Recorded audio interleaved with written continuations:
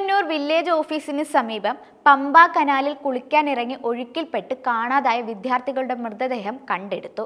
അപകട സ്ഥലത്ത് നിന്ന് 1/2 കിലോമീറ്റർ മാറിയാണ് മെഴുവേലി കണിയാമുക്ക് സൂര്യേന്ദു വീട്ടിൽ രാജുവിന്റെ മകൻ അഭിരാജ്, കാരിത്തോട്ട മഞ്ജുവിലാസത്തിൽ അനന്തുനാഥ് എന്നിവരെ കണ്ടെത്തിയത്.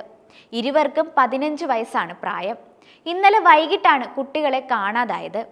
ഇന്നലെ ഉച്ച കഴിഞ്ഞ് മുടിവെട്ടാനായാണ് ഇരുവരും വീട്ടിൽ നിന്നിറങ്ങിയത്. നേരം വൈകി കാണാതായതിനെ തുടർന്നുള്ള അന്വേഷണത്തിലാണ് കനാൽ കരയിൽ ഇരുവരുടെയും വസ്ത്രങ്ങൾ കണ്ടെത്തിയത്. ഈ ഭാഗത്തെ കനാൽ റോഡിലൂടെ ആളുകൾ സഞ്ചരിക്കാറില്ല. കനാലിലേക്ക് ഇറങ്ങാനുള്ള പടികൾ ഇവിടെയുണ്ട്. കുളിക്കാൻ ഇറങ്ങിയപ്പോൾ ഒഴുക്കിൽപ്പെട്ടതാകാമെന്നാണ് സംശയം. സുഹൃത്തിന്റെ വീട്ടിൽ പോയതിനു ശേഷം ഇരുവരും കനാലിൽ കുളിക്കാൻ ഇറങ്ങിയതാവാം. 3 പേരാണ് വില്ലേജ് ഓഫീസിന് സമീപമുള്ള പമ്പ ജലസേചന പദ്ധതിയുടെ കനാലിൽ കുളിക്കാൻ ഇറങ്ങിയതെന്ന് CCTV ദൃശ്യങ്ങളിൽ നിന്ന് വ്യക്തവുമാണ്. 2 പേർ ഒഴുക്കിൽപ്പെട്ടത് കണ്ട് ഭയന്നുപോയ മൂന്നാമൻ ഓടി രക്ഷപ്പെടുകയായിരുന്നു. ഏറെ നേരം കഴിഞ്ഞിട്ടും ഇവരെ കാണാതെ വന്നതോടെ നടന്ന തിരച്ചിലിൽ കനാലിന്റെ കരയിൽ നിന്ന് വസ്ത്രങ്ങളും ചെരുപ്പുകളും കിട്ടി. തൊട്ടടുത്ത വീട്ടിലെ CCTVയിൽ കുട്ടികൾ കുളിക്കാൻ ഇറങ്ങുന്ന ദൃശ്യങ്ങളും പതിഞ്ഞിരുന്നു. വിവരമറിഞ്ഞെത്തിയ ഫയർഫോഴ്സ് രാത്രിയിൽ തന്നെ തിരച്ചിൽ നടത്തി.